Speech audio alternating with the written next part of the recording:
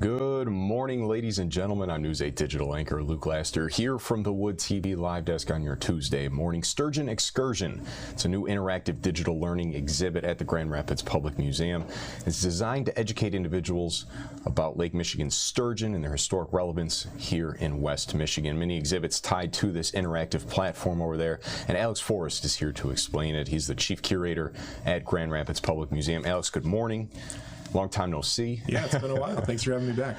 Appreciate it. We got some video here for you folks so you can get kind of a look. But Alex, to kind of just kick us off, tell us about it. Tell us about how it came about as we can kind of get a look at the video here. Not an app, it's the website itself. Just kind of run us through what we have there. Yeah, so the Sturgeon Excursion is it's a digital game that you can play either at home or when you're visiting the Grand Rapids Public Museum. And really the goal is to get people thinking about the sort of natural science and cultural implications of this amazing fish that has made its home in the Grand River for thousands and thousands of years, but now is so rare that we don't see it very often and we don't know a lot about it.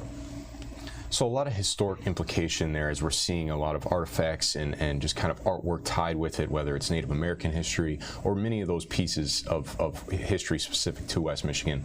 Aside from the fish itself, tell a little bit about those other historic perspectives. So what we've done with the Sturgeon Excursion here is really tried to make some connections and kind of put another layer of content on top of some of our already existing exhibits. So up on the third floor of the museum, we have the Grand Fish Grand River exhibit, which is specifically about lake sturgeon.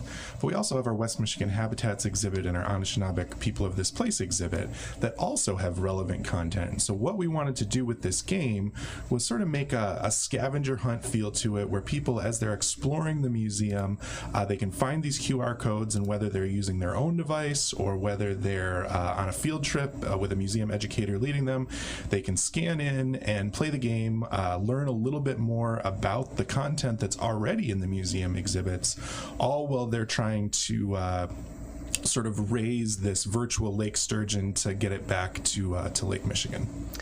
You mentioned about like the field trips there. Say you run me through, you get a big group of kids in there. Say you got, 25 so kids that come in and, want to partake and get involved with this specific exhibit here. What do you do?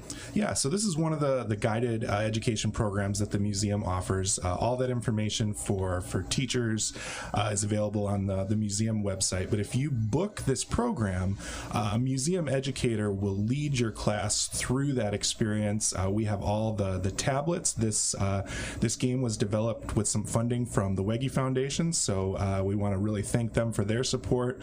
Enabled us to have the nice iPad minis, so every kid can have their own tablet as they go through the experience. And one of the cool things about the multiplayer version of the game, when a whole class does the Sturgeon Excursion, they're all working together to feed that lake sturgeon, get it to grow up so that it can make the journey back to Lake Michigan. So it's really an activity that everybody can kind of run around, do the scavenger hunt, find the clues, try and answer the questions, but you're all working together towards that common goal.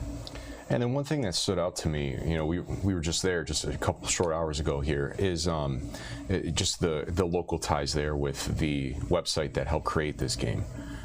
Is based out of Wyoming, correct? Yeah, so we worked with our friends at Yeti CGI, we're our partners to help develop this. And really what the Wege Foundation helped us do was create the platform that this game runs on. You mentioned in your open that this is not an app, it actually runs on the web. We know that visitors to the museum sometimes can be hesitant to add one more app to their devices, so really all you have to do is open up your camera and scan one of these QR codes.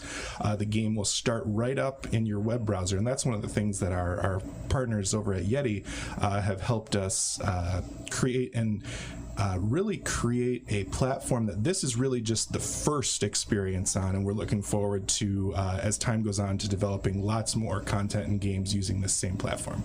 And, kind of speaking of utilizing those QR codes, I remember you mentioned it, and we saw kind of the boom of QR codes, and it kind of fell off a little bit, but then COVID happened, and we saw them used in restaurants and just about everywhere, just so you don't have to touch anything.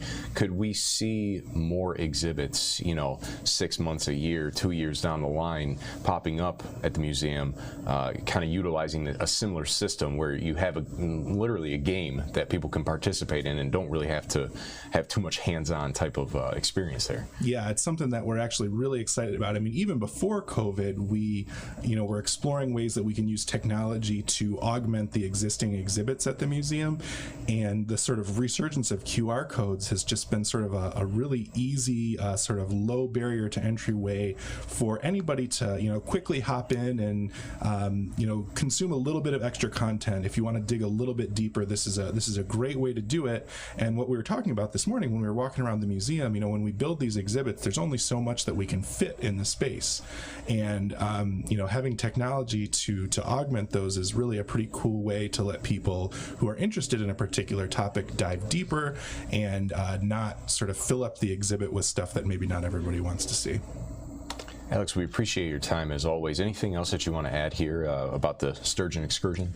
Yeah, just that we would, really encourage anyone who visits the museum to give it a try. If you're a teacher or know a teacher, have them check it out on our website. It's all aligned to Michigan curriculum standards, and it's also available in Spanish. So it's a bilingual experience that we try and make all of our new exhibits and programs as accessible as possible that way as well.